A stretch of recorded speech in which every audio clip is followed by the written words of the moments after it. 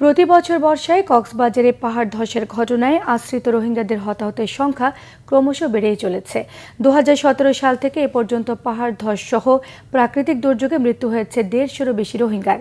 আসন্ন বর্ষাকে মাথায় রেখে ওই এলাকায় বসবাসকারী পরিবারগুলোর আশ্রয় তৈরি করা হয়েছে নতুন শেড। কক্সবাজার প্রতিনিধি মুর্শিদুর রহমান খোকনের তথ্য ছবি নিয়ে থাকছে ডেস্ক রিপোর্ট। উখিয়া ও টেকনাফের পাহাড় কিংবা সমতল ভূমি মিলিয়ে বসবাসকারী রোহিঙ্গার সংখ্যা 12 লাখেরও বেশি, যা কক্সবাজারের ওই দুই উপজেলার স্থানীয় বাসিন্দাদের চেয়ে প্রায় 3 গুণ।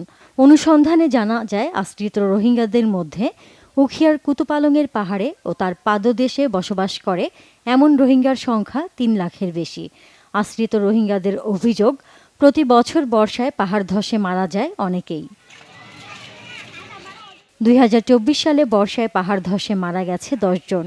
এদের মধ্যে শুধু ক্যাম্প 14তেই মৃত্যু হয়েছে 7 রোহিঙ্গার, আর মাটি চাপা পড়ে আরও একজন। এছাড়া 32টি ক্যাম্পে 2017 সাল থেকে এ পর্যন্ত পাহাড় ধসে 85 জন ও অন্যান্য প্রাকৃতিক দুর্যোগে মারা গেছে আরও 70 রোহিঙ্গা।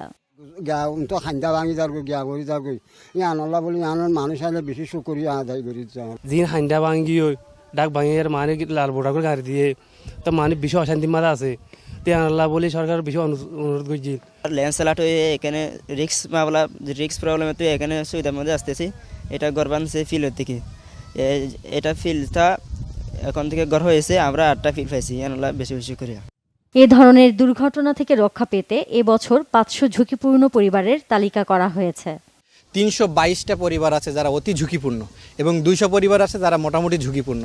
তো সেই অ্যাসেসমেন্টের ভিত্তিতে আমরা এই রোহিঙ্গা ক্যাম্প 14তে 150 পরিবারের জন্য নিরাপদ আশ্রয়ের জন্য একটা শেড তৈরি করা হচ্ছে, যেখানে 150 ঘর তৈরি করা হচ্ছে, সাথে তাদের আনুষঙ্গিক যত সুযোগ সুবিধা আছে সেগুলো তৈরি করা হচ্ছে। রোহিঙ্গা শরণার্থী ত্রাণ ও প্রত্যাবাসনের অতিরিক্ত কমিশনার জানান, নতুন তৈরি শেড ছাড়াও আসন্ন বর্ষায় পাহাড় ধসের ঝুঁকি এড়াতে প্রতিটি ক্যাম্পের আশপাশের স্কুল কমিউনিটি সেন্টার প্রস্তুত রাখা হবে। দৈব দুর্বিপাক হলে, ঘূর্ণিঝড়, ল্যান্ডস্লাইড বা অন্য কিছু হলে সেই ক্ষেত্রে যাতে তাদেরকে দ্রুত সরিয়ে নেওয়া হয়। কারণ দ্রুত সরিয়ে নেওয়ার জন্য আশেপাশে যে কমিউনিটি স্পেস, যেমন স্কুল আছে, মক্তব আছে, স্কুল বা লার্নিং সেন্টার, তারপর উইমেন ফ্রেন্ডলি স্পেস আছে, চাইল্ড ফ্রেন্ডলি স্পেস আছে, এগুলিতে আমরা সরাইনি। পাহাড়ের অদূরে খোলা মাঠে ঝুঁকিমুক্ত করে 4 মাস আগে শুরু হয় নতুন শেড নির্মাণের কাজ। Bangla vision news desk.